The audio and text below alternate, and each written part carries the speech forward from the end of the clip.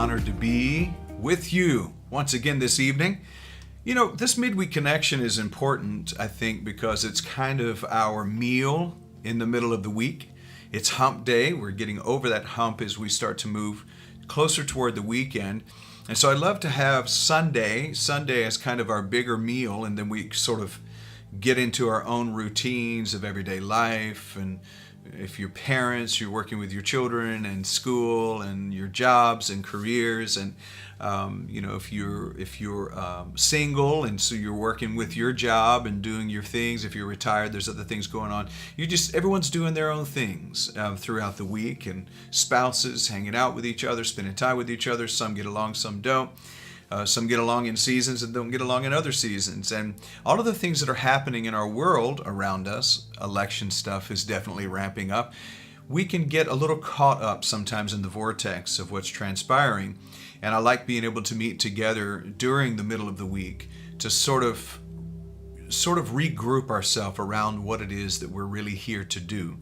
And over these next 2 weeks, I want to share with you my personal life principles, things that I'm personally doing habitually that have helped me, in my opinion, to have a much more peaceful, loving, and joyous life. And that's really our main focus. Our main focus, and it sounds crazy to people who were raised that we need to evangelize the world so we can save the world. It sounds crazy to think that our main focus would be these things, but I believe that this is really what we're called to. Even 1 John 4:8 in the Christian Bible says that God is love, and those who are not loving one another, they don't know God. If you don't have a love for your brothers or your sisters, don't know God. It doesn't mean that God doesn't know you.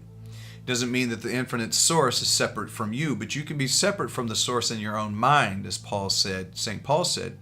And so we're here to reconnect. We're here to unfold. We're here to bring awareness, to become more conscious. We've talked about expanding consciousness.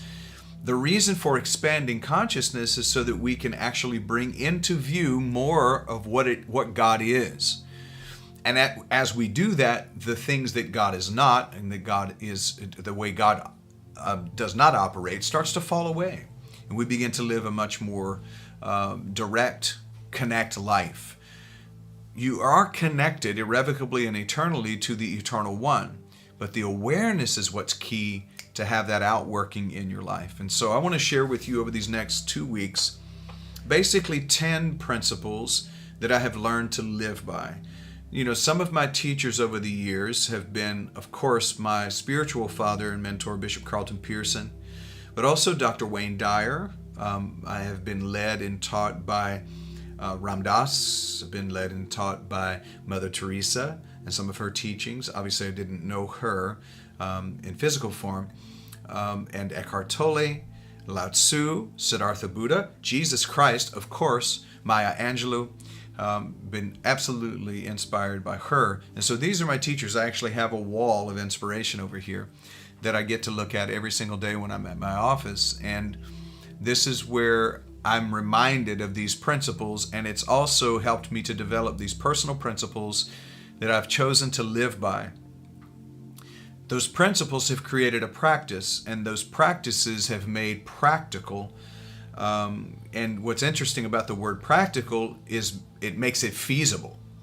So a practice making it practical means that what you're believing, so you believe something, and that's fine.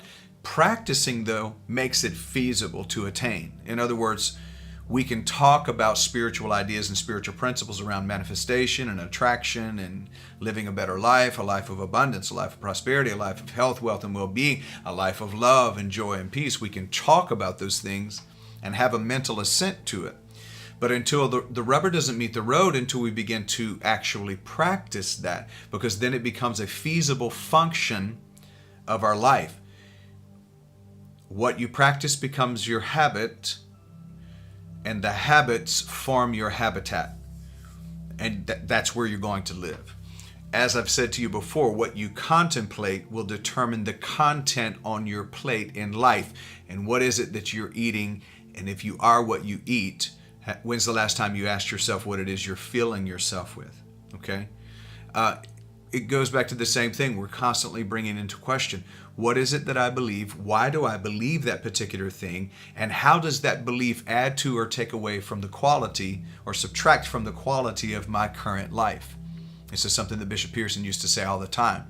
This is a self-inquiry, not necessarily an inquisition, certainly not a crusade, not an execution, but it's an inquiry within my own self with every situation that I face. Whatever you're feeling, whatever you're thinking about, whatever is causing stress, maybe tension in your life.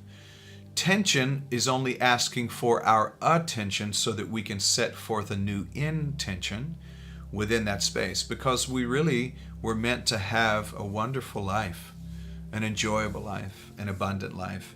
And if you don't believe that, you'll never attempt to live that. There's an old quote that says, if you believe you can do something, you probably can. If you believe you can't, you most assuredly will not. So let's think on that as we begin to go through these principles this evening. But before we do that, I'm going to ask you to take just a moment. We're going to center ourselves here, right into this moment. With a very simple prayer of surrender. Spirit of truth, take from me what I don't need, bring to me what I do need. My mind, my body, my soul, my heart, my belief systems, my ways of being are surrendered to you. Give to me a gift in this moment of the beginner's mind. Help me to become more curious, more inquisitive, instead of believing that what I believe is certain. Help me to live by faith, pure source.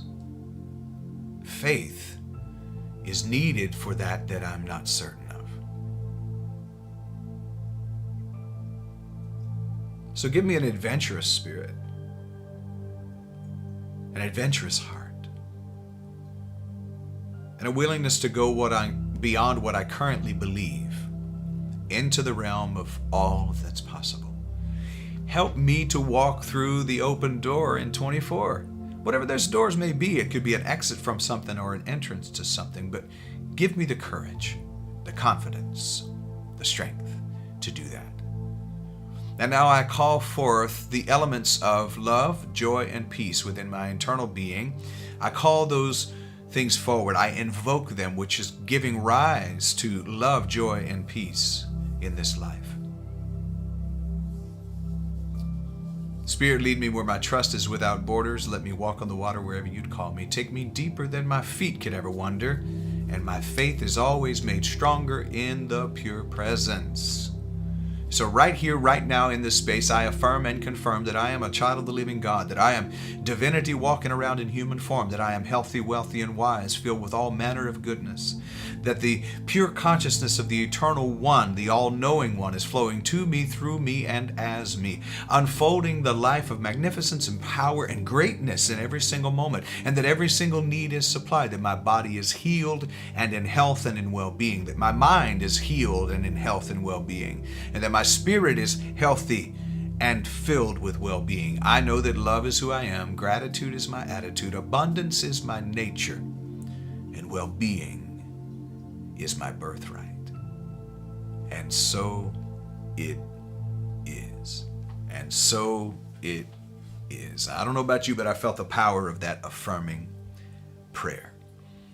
We're going to go over the next 2 weeks 10 principles that I've become a disciple of. And I've shared with you before that when you become a disciple of a particular energy, that means you take on the discipline of that energy. The people who were disciples of Jesus Christ decided to take on his energy. This is why he would use terminologies like my yoke is easy and my burden is light, because that terminology during that time basically meant the belief system you were yoked up to. A yoke was basically a collar that went around the neck of an oxen that was going to pull carts and pull people around on carts of vegetables and fruits and other things that they were agriculturally moving around, or even human beings possibly pulling a wagon. even tilling the land. So the yoke was, it was a sign for, I'm going to hook up to this, and I'm going to pull this. My yoke is easy and my burden is light. The burden was a reference to the belief system and you carrying it around. Isn't it interesting that Jesus said basically, all of these other religious approaches are weighing you down and enslaving you. And I'm telling you that my yoke is easy and my burden is light. This doesn't weigh you down. In fact, there's this sense of lightness even in the terminology. So Jesus had disciples, and that meant they took on the discipline that Jesus set forth. Now, his discipline, if you think about it, he said yoke was easy and burden was light. But if we just lived by the principles of Jesus Christ, our whole world would be different. I mean, Jesus said to love God with all your heart, mind, soul, and strength, and love your neighbor as yourself. In other words, give unto your neighbor the same grace, the same mercy, the same love, the same compassion that you would want for yourself. That goes along with the golden rule, do unto others as you'd have them do unto you. But Jesus also said some things that we could consider not so light. When he said, my yoke is easy, my burden is light, then he followed it with things like, love your enemies. Wow. Hard stop, Jesus. What do you mean, love my enemies? Have you seen the way they treat me? So people who take on the discipline of Jesus, unlike a lot of Christians, have decided instead of misusing and prostituting his name, to actually have a relationship with the nature. And this is the call that I have given to my Christian brothers and sisters now for the last several years. Take on the nature before you start touting the name. Take on the nature first. Then maybe utilize the name. But one of the reasons I believe there's so little power within the evangelical and fundamentalist Christian church is because the nature is not there, just name dropping. There's less power in name dropping. There's more power, there's more anointing, there's more energy, there's more grace. You get more results from the nature than you do from name dropping. There were disciples of Siddhartha Buddha, and Siddhartha Buddha basically said the same thing. I have very few things, if anything, really to teach you. But that meant the disciples of Buddha were going to take on the Eightfold Path. They were going to take on the middle way. They were going to take on the principles, the ideas, the disciplines of Siddhartha Buddha, and they became known as, of course, Buddhist. The list goes on and on and on. Those are just a few examples. These principles I gather from Jesus, from Siddhartha, from Lao Tzu. I gather them from different teachers throughout the years who have shared certain principles, and I just kind of wanted to sit down with them and really give a simplicity to them. And of course, the main ingredients for the cake of my life that gives it the flavor, I want that to be love, joy, and peace. So that's right up front, that love, joy, and peace. And people will say, okay, well, what does that mean? What does it mean to you? What does it mean to you? Because these are just words we use to describe these essences and these energies. But what does it mean to you? So my study for my personal life and my discipline, when I say love, joy, and peace, my personal discipline is my personal discipline. I have my own feelings about what the word love may mean. I have my own feelings about what the word joy may mean. I have my own feelings about what the word peace may mean for me. Most of us have a linguistic definition, a definition of the language around those words that are fairly close and pretty common. And I believe most human beings want those in their life. But again, you have to decide for you, when I say love, how do you feel that in your being? When I say joy, how do you feel that in your being? When I say peace, how does that feel in your being? And you decide if you want to be a disciple of those principles. I do. But the number one principle that I want to look at as a study of my life, where I've become a student of these ideas and ways of being, the number one thing is that I believe that I create my own reality through my thoughts and my beliefs. I've said this to you before. I'm going to summate this because I want to get through these over these next few weeks, and I want to make sure that I don't hold you too long on Midweek Connection. Yes, the unity principles for unity churches, at First Unity Spiritual Campus is really only loosely associated with Unity Worldwide, Unity Village, but it certainly was founded in that belief system, and that's Charles and Myrtle Fillmore, and then their daughter later on came up with the 5 unity principles. And yes, one of those principles says that what you think about, essentially you bring about. Your thoughts are going to directly affect, possibly are infecting or defecting your life. So we're aware of all of those things. But I want to read that back through again. You create your own reality. I create my own reality through my thoughts and my beliefs. And my belief systems, I'll say this as a caveat to that, my belief systems directly affect my earth realities. It's going to affect, again, infect or defect how I see the world. It can cause my vision to be defective because the thoughts that I'm allowing to ruminate within my soul can be toxic. Because I'm aware that I'm going to create my realities through my thoughts and my beliefs, I have to decide what thoughts I'm going to give my energy to, and I have to decide which beliefs I am going to attach my wagon to, if that makes sense to anyone. This could be why Paul said, don't be conformed to this world, but be transformed by the renewing of your mind, because even Paul knew, as a mystic, that in order to transform, which means to change form, the formula has to change, and the formula directly comes from thoughts and beliefs. Number 2, every thought you have is an affirmation. Now, as I say this, automatically thoughts start to pop up. I'm not affirming that I'm afraid or that I'm scared. Listen to what I say as a caveat. John, be aware that every thought is an affirmation. The question is, will I affirm it and will I confirm it? So the thoughts are coming, and it's the brain that's trying to affirm what it thinks I want to think. I have changed my brain over the last several years because I've programmed my brain to be geared toward a more positive outlook, a more optimistic outlook, and the optimism has changed the optics of my life. Not only has it changed how I see the world, it's also changed what I see coming into my experience. So every thought I have is an affirmation. Will I confirm it? And I say this to you, if every thought you're having is an affirmation, should you confirm every thought? The obvious answer to that is no. Eckhart Tolle says it this way: one of the highest spiritual things you can do is stop believing every thought. In other words, stop. Even though it's an affirmation, it's looking for a confirmation, and you can decide not to confirm it. Number 3, you attract into your life what you focus on. There's a saying that says, where your focus goes, your energy flows. Your energetic frequency flows toward what you choose to focus on. It's not what you look at, it's what you focus on that you begin to attract into your life. Because it's obvious that we see things on a regular basis that are not what we would want to produce into our life. Don't ruminate and marinate the meat of your life on that if it's not something you want to produce, because where your focus goes, your energy begins to flow and you begin to think on that, right? Now go back to those thoughts, then become not just affirmed, but confirmed in your life.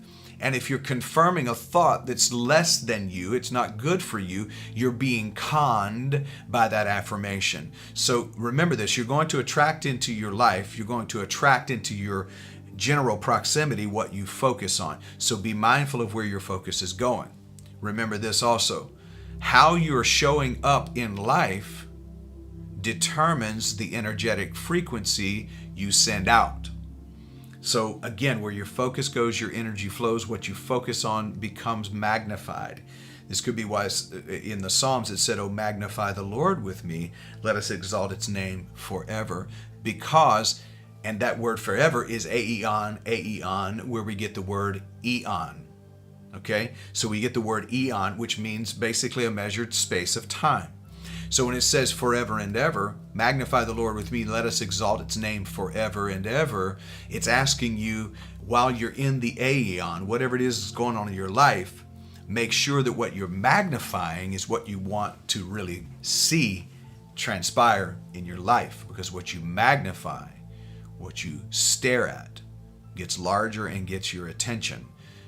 And in that place of attention is your energy. So you attract what you focus on. And then that moves us further to this one because it ties in. Number 4, your intention is the active ingredient in your manifestation.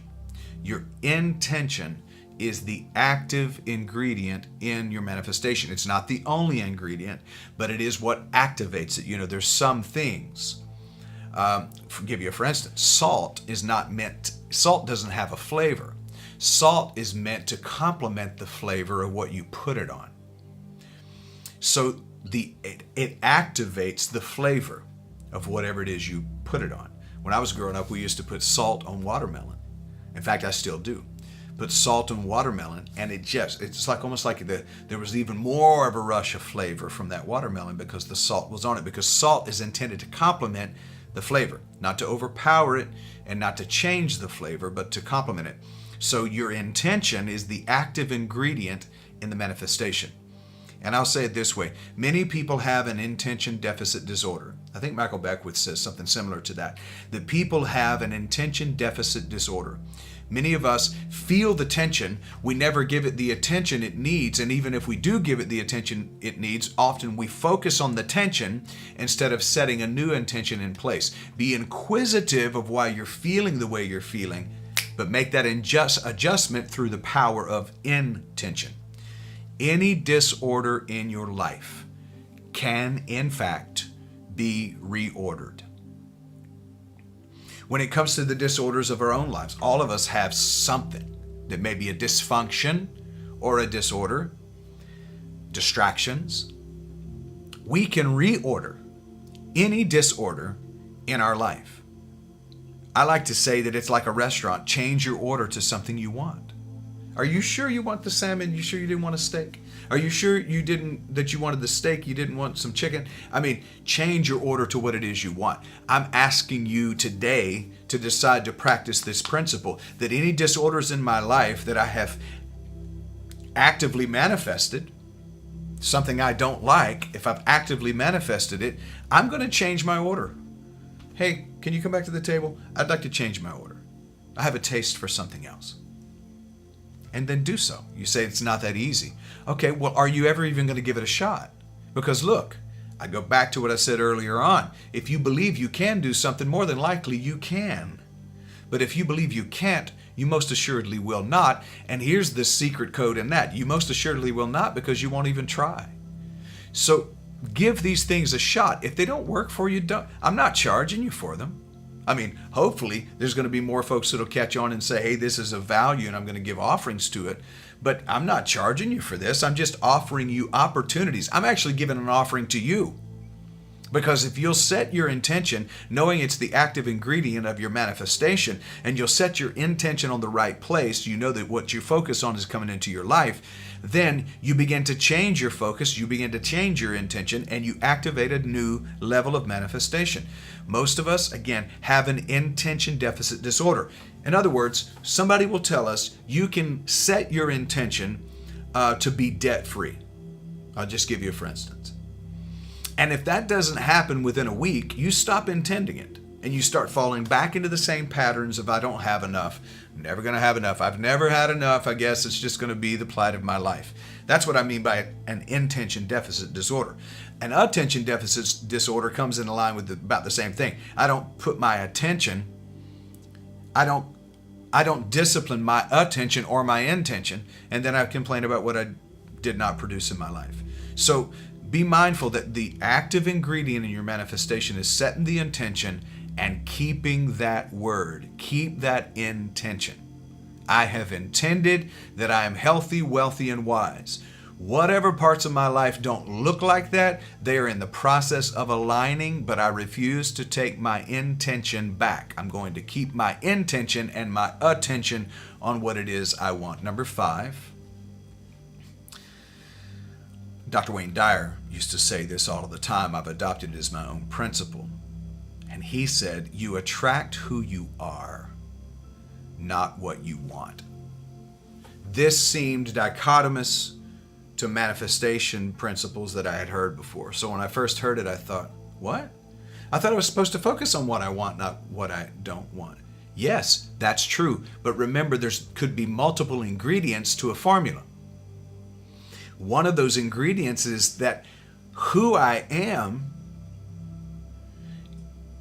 is what I'm projecting into the world. From the who that I am comes my energy and my energetic frequency. I like to say it this way, and I've used this example before. If If you've heard it before, maybe you'll hear it anew. If you haven't, then welcome to the circus. My frequency is basically my radio station. So the style I'm playing, I've said it this way before. If you have a jazz radio station, don't expect headbangers to show up. And the opposite is true. If the frequency you're sending out, if you want to have jazz audience, you probably should play some jazz music. If you want to attract into your life goodness and mercy and love and grace and joy and peace and happiness and wealth and health and well-being, if you want to attract those things into your life, it's a good idea to start sending that frequency out. But here's the deal. It doesn't just happen with you deciding today I'm going to do it. It happens through habitual practice and becoming what it is you want to attract. So if you want to attract honest, loving, compassionate, caring, peaceful, and joyful friends into your life, that will never happen if you don't become that, because the vibrational match is going to happen to who you are.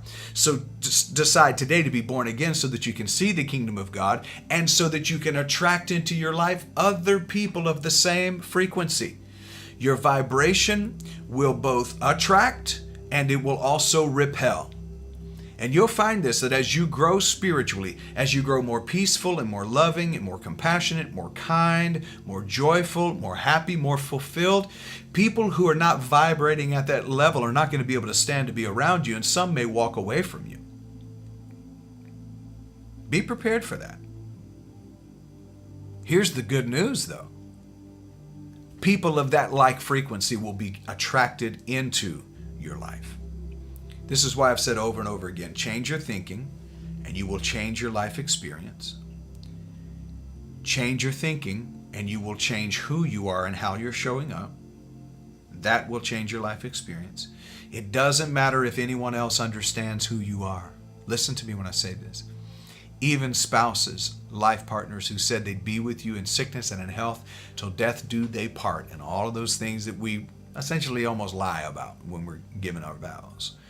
All of those things that were said, you may find out are not necessarily the truth as you make this shift in your consciousness.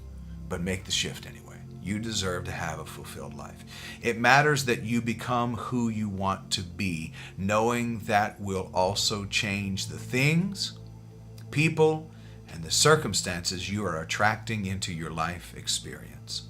So to recap, number 1, you create your own reality through your thoughts and your beliefs. Number 2, every thought you have is an affirmation, but does it deserve a confirmation? Ask yourself that each time. Number 3, you attract what you focus on, because where your focus goes, your energy flows. Number 4, your intention is the active ingredient in your manifestations. Number 5, you attract who you are, not what you want.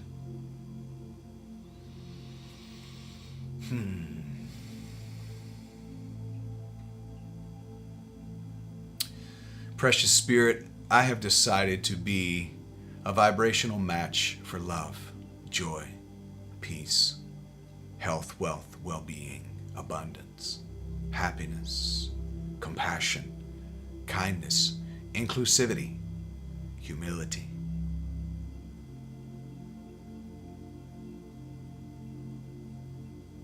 I surrender to whatever it takes to bring me there, to cause that to be my life. This is the journey I've chosen. And so I say thank you. Thank you, Holy Spirit. Thank you for your pure presence, prana, Christ consciousness, for helping me with that process. Give me the strength, give me the courage, give me the ability, the wisdom to carry it all out. And I say thank you, thank you, thank you.